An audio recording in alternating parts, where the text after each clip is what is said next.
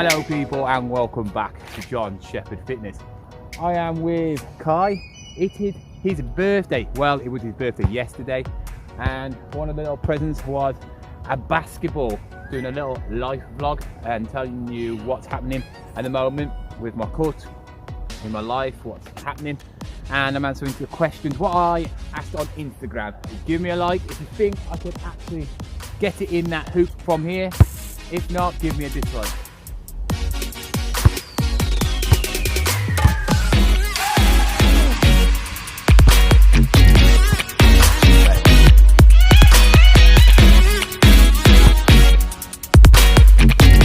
How old are you, Kai?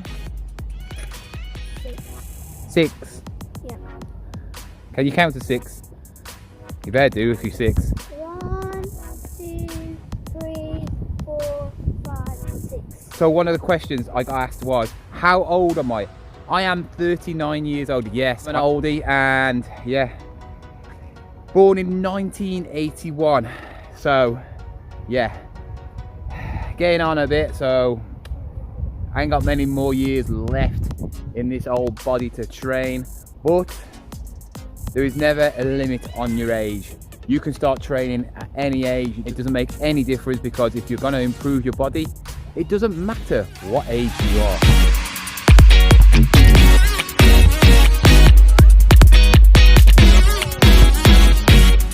It's getting cold now. I definitely need to get myself some more hoodies. It is cold. I mean, it's obviously the end of October, and I'm not on lockdown yet. Places around me are on lockdown, you know, and yeah, I live in a small town, so it's not exactly a place where we get high infection rates. We do get them, but it's not enough. But where I live, it's around quite some big cities like Wolverhampton, Birmingham, you know, and Stoke, and they're the sort of places that seem to be getting a lot of cases. But fingers crossed, we do not get any more cases. You know, this pandemic has absolutely drove me insane. It's not only wrecked people's lives, it's, you know, destroyed families, it's destroyed relationships, it's destroyed my fitness journey. This is to another question that has been asked: where do you see yourself in the fitness industry? Well, at the start of the year, I started an online PT course. I wanted to do that. I don't really want to train people at a gym. I will, but it's not my thing. But I'm more interested in online coaching. It's the way forward now, you know, doing a plan where you can just click on it, buy it, right? Or we want a personalized plan and just do it that way. It's the way forward. It's this easier way. With these times and all the technology we have got, I think that people don't want a one-on-one coach. Yes, some people do want a one-on-one coach. I personally think one-on-one coaching is still the best way to improve, but sometimes you just can't afford to have a coach day in and day out. And some people just want an app where you can just click it and it tells you what you're doing for that day, it tells you what to eat, it tells you everything. And that's what I am mainly wanting to achieve. I want eventually, in the next probably 5 years, to have my own app where it's got everything you need for fitness, workouts, nutrition. And so you click on a certain package and you will get everything on a click of a button, and then it's done for you.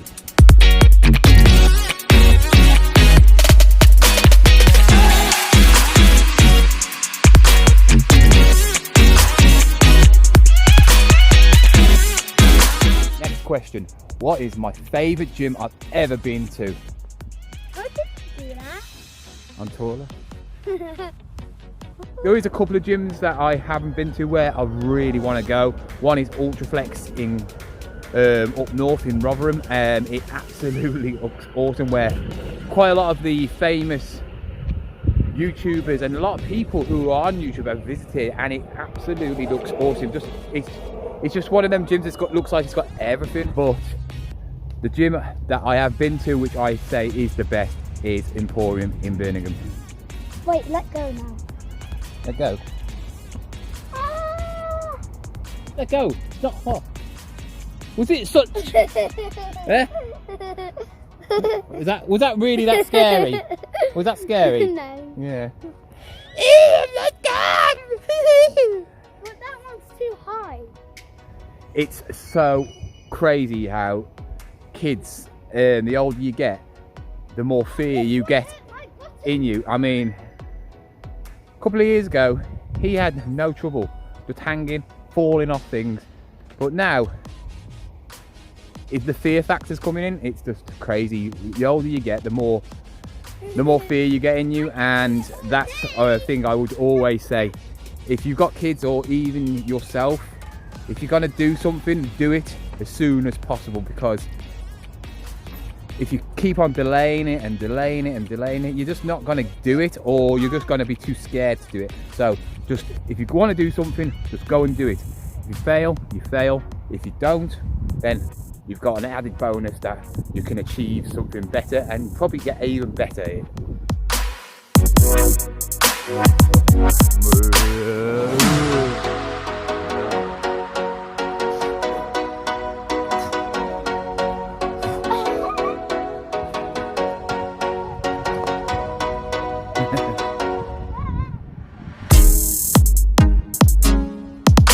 This one made me laugh when I got this question. It's from the girl who I'm training. She's actually going to be starting from next week.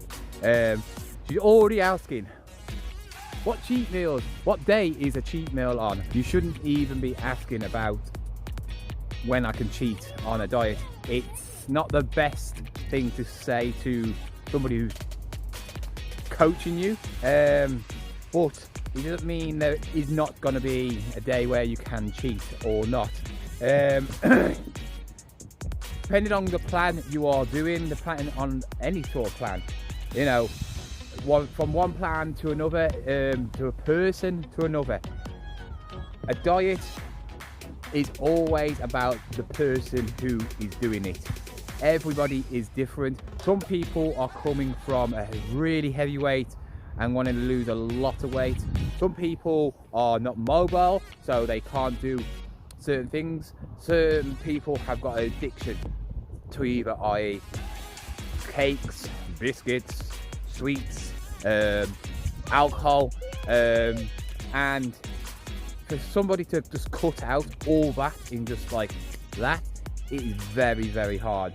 So with the question, I'm gonna tell you now, B, that yes, there will be cheat days, but not a cheat day where you can just go totally insane and overboard and just wreck the whole of the week. If you're not used to eating healthy and you then go and do one of these cheat days, it can lead to triggering all that craving, all them bad food, and then you're like, I like that, I want to do it again. So then what happens is you go in that vicious circus where you'll go, oh well, it's Saturday, I'll start back on Monday. So then you've had 2 days where you're eating rubbish, and then you've just lost all that progress. You could have lost a couple of pounds, you just gained it all on, and you end up back at square one, and that's not the way to actually diet. The plan, what you've got, is catered for you, right? I know one thing that you do like, and you do like a drink, so the plan is catered around the drink. That yours is probably the hardest cheat meal, I would say, out of them all. You know, if you do like alcohol, even though it's a liquid and you don't think it puts on much weight or doesn't give you that many calories, it gives you more calories than food. I'd rather you go and eat a nice big meal and then eat a piece of cake than go on a night out and spend 100 quid on like alcohol. Alcohol does have a hell of a lot of calories in, especially stuff like beer. If I was gonna say anything and you did want to drink, I would say have something like a like a vodka and a Diet Coke with it. This way you're actually getting less calories in. If you are also having a night out and you are on a diet, maybe just tighten the actual diet over the week. So maybe just not eat as many calories. You know, if you've got like a little treat every day, like you have me, you know, I've got like a little treat in for you every day, you know, maybe just take that out each day, because then them calories can be totaled up for your night out. I still don't suggest you do this, you know, it all depends how serious what you want to be. You know, there's different sorts of diets. If you want to lose half a pound or to a pound every couple of weeks, then, you know, you can be more lenient, you can enjoy food a lot more. But if you're really wanting to lose a lot of weight, then, you know, I would suggest you stick to the diet, stick to the meals, do more cardio sessions, workouts to burn off more calories if you really want to enjoy a night out or a cheat meal. It's getting windy. One of the things that I wanted to achieve this year was actually getting monetized. I don't think it's going to happen now. I did have some really good videos this year, and yeah, I got some good views. You know, for a small YouTuber, you know, if you've got something like 1,000 followers, you don't expect 1,000 views. And that's one thing I keep on telling people who want to sub for sub or something like that. It's a waste of time. You know, your subs do not really make a contribution to your views. You know, YouTube is all about views. You know what I mean? I don't really care about how many views, I don't really care about how many subscribers I've got, because people still think subscribers makes views, and it doesn't. You might get the algorithm where YouTube might push your actual videos on because you've got more subscribers, but I doubt it. I think it's more on views. I'd rather have 1,000 subscribers and 50,000 views than 50,000 subscribers and 1,000 views. To an actual question, how far am I away from being monetized? I've got my 1,000 subs, that's done, right? Because that's one of the criteria. The other criteria is getting 4,000 hours in 12 months. Getting 4,000 hours is a lot of minutes, you know, a lot of minutes. I think it works out at like 20,000 minutes per week. I might be wrong, it might be per month. I can't remember off my head. Kai, this way. I can't remember off my head, but it's hard, especially if you're a YouTuber with a small subscription rate. A lot of people think that subs drive views, and if you look at your algorithms and all that lot, you'll see that probably 70-80% of all your views are from people who are not even subscribed to you. That is because they are not even probably on YouTube. They're probably not even joined up to YouTube. It's like just wanting to go on YouTube and sign up, because in the end of the day, if you're not a YouTuber, why do you need to have an account unless you want to actually comment on people's videos? I am probably roughly about 1,000 hours away from actually achieving that goal, so I probably need 2 or 3 big videos. I've got a few planned, but because of, I think YouTube's gone a bit weird at the moment, because people have got quite sick of seeing YouTube after lockdown. I think views have gone down more after lockdown now than there was before.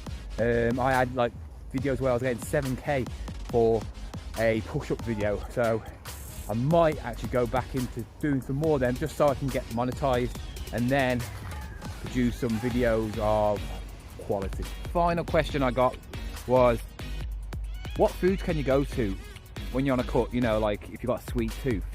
And I suggest really try and resist them. So many different sorts of cuts, and it varies on what you can have for like a treat wise compared to if you were going on like a super lean shredded cut, you know, for a competition.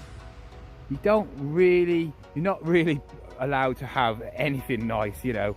I mean, basically you've got to stick to that diet because you are going on stage to compete against obviously other people, and you think if you're going to eat that one Mars bar, or Snickers or whatever you're going to eat, do you think the person in the competition who you're against is going to eat it? That Snicker bar might be the one thing that makes you come second or third, or that other competitor beats you. But if you're like on a normal diet, you know, where you're just trying to lose a little bit of weight, you can have your treats. I mean, you just got to make sure it fits into your actual calories, you know. If you're on 2,000 calories, if that falls into your category, you know, like maybe cut down on a meal, not have such a big meal and then have a little treat. You can do that, you know, alternative foods that you can eat which are not going to be bad for you on the calorie scale. For instance, if you've got like a sweet tooth, or like your chocolate and you want a chocolate bar, have a protein bar. If you're looking at, you can't resist sweet drinks, have diet ones. You know, yes, they're not going to taste as nice as the original ones, full sugar ones, but you know what, sometimes you've got to think, I'm on a diet. Do I want to achieve that diet, or do I want to still be the same that I am every month, every year? If you really do want to stick to that diet, then try an alternative. You know, trust me, after a while you'll get used to it. Find an alternative which is better for you. You know, there's plenty of things out there now. There is loads of things. I mean, you can even have a pizza for like less than 100 calories, you know. So I hope you enjoyed this video. If you did, give me a massive thumbs up. I'll see you next time.